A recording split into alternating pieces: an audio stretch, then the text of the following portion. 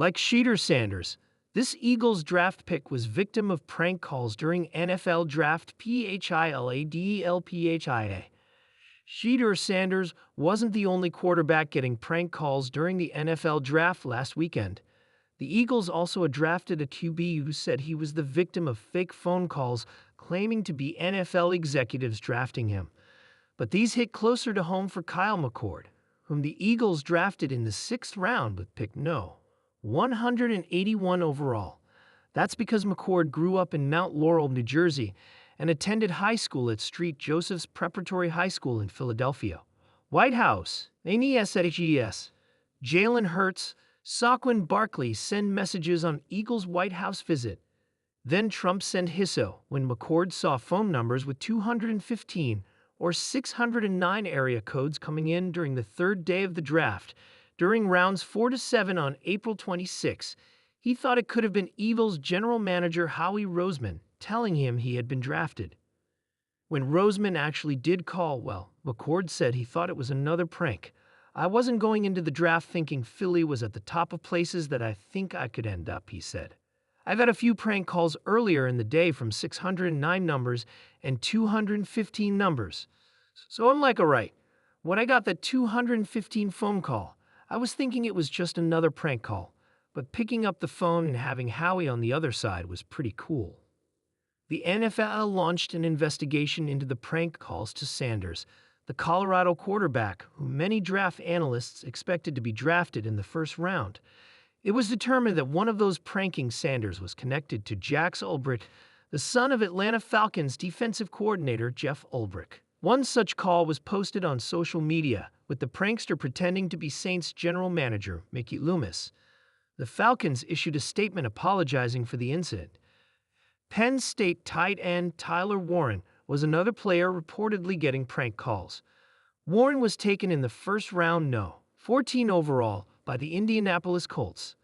The Cleveland Browns ended up taking Sanders in the 5th round at No. 144. The Browns actually traded up ahead of the Eagles at No. 145, apparently thinking the Eagles were going to draft Sanders. Roseman wouldn't say after the draft if that was the case, but the Eagles were clearly looking to draft a quarterback as they took McCord, who spent 3 seasons at Ohio State before transferring to Syracuse in the next round. McCord led all of FBS last season in yards passing with 4,779, setting an ACC record in the process. Going there, obviously, I threw the ball a ton, McCord said about the move to Syracuse after starting for the Buckeyes the year before. And there was a lot on my plate in terms of the offense. That's exactly what you want as a quarterback. It seems like every game for us at Syracuse seemed to come down to one possession, and you had to be great in 2-minute drives and situational football. That's how the NFL is too. It definitely prepared me, and I know I got a lot better on and off the field. So going there was a great decision, but McCord also said he learned a lot at Ohio State, sitting his first 2 seasons behind C.J. Stroud before taking over as a junior. Stroud was the No. 2 overall pick in the 2023 NFL Draft by the Houston Texans. McCord said that, too, prepared him for the NFL, especially coming to the Eagles. That's because McCord knows he's going to have to watch and learn from star QB Jalen Hurts, just like he did with Stroud at Ohio State. Looking back on it now, it's probably the best thing that could have happened to me as a young quarterback, he said.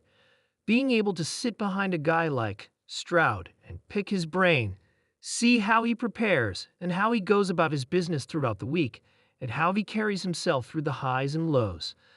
That was great for me to see as a young guy. With the Eagles, McCord will get the chance to compete with Tanner McKee and Dorian Thompson-Robinson for the chance to Hurts' backup.